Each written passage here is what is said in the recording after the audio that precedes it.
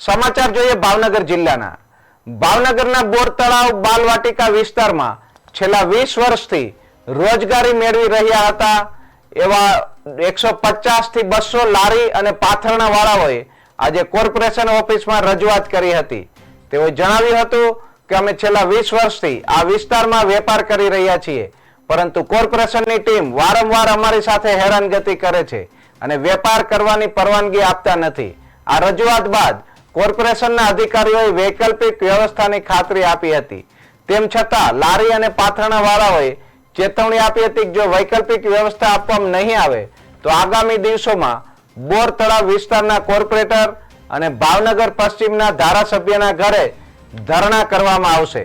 આ મામલો સ્થાનિક વેપારીઓ અને કોર્પોરેશન વચ્ચેના સંઘર્ષને ઉજાગર કરે છે, જે શહેરના વિકાસ અને વેપારની નીતિઓ પર પ્રશ્ન ઉઠાવે છે। આગામી દિવસોમાં જો યોગ્ય પગલાં લેવામાં નહીં આવે તો આ મુદ્દો વધુ તીવ્ર બની શકે છે।